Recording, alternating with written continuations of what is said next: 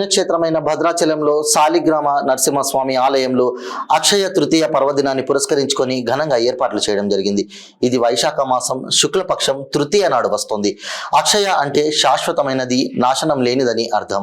ఈ రోజున దానాలు పుణ్యకార్యాలు చేస్తే శాశ్వత ఫలితాన్ని ఇస్తాయి. గోసేవ, చందనోత్సవం, వరాహలక్ష్మీ నరసింహస్వామి హోమం, తీర్థ ప్రసాదాలు స్వీకరిస్తే ఎంతో పుణ్యఫలం లభిస్తుందని ఆలయ అర్చకులు, ప్రధాన అర్చకులు డాక్టర్ కృష్ణ చైతన్య వివరించారు.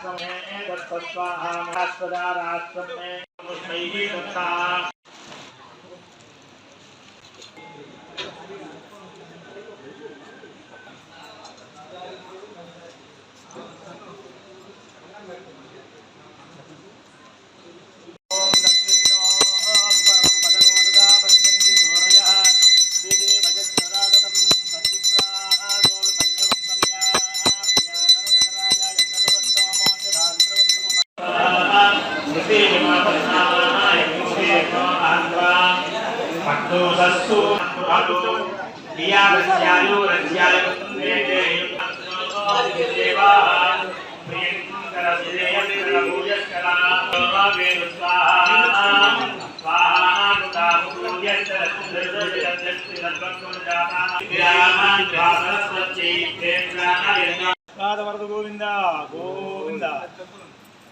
స్వామివారి ముడుపులు కట్టేసి ప్రదక్షిణ చేస్తూ వెళ్తుంది. ఏదైనా ధర్మబద్ధంగా ఉంటే అది 40 రోజుల్లోనే ఖచ్చితంగా నెరవేరుతుంది అని చెప్పి ఇక్కడ చాలామంది వస్తూనే ఉంటారు ప్రతినిత్యం కూడా. అది ఆ సారకం.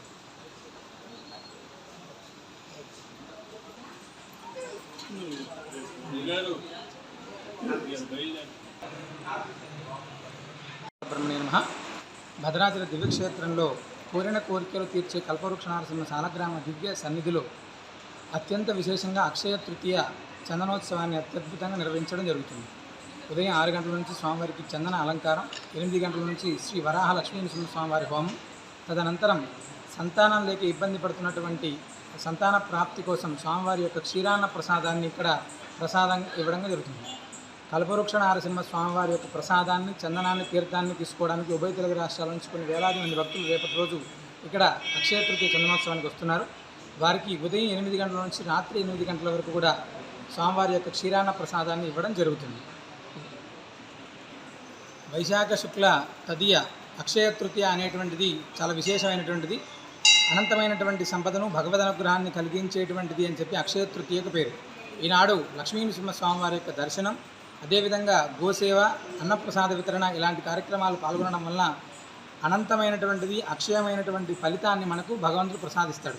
అత్యద్భుతంగా భద్రాద్రి క్షేత్రంలో ఈ యొక్క చందనోత్సవాన్ని చాలా వైభవంగా శ్రీనృసింహ సేవావాహిని వారి ఆధ్వర్యంలో నిర్వహించడం జరుగుతుంది. కావున 50 మంది భక్తులు ఈ యొక్క కార్యక్రమంలో పాల్గొని స్వామి అమ్మవారి యొక్క పరిపూర్ణ అనుగ్రహానికి పాత్రలు అవ్వాలని ఆహ్వానిస్తుంది.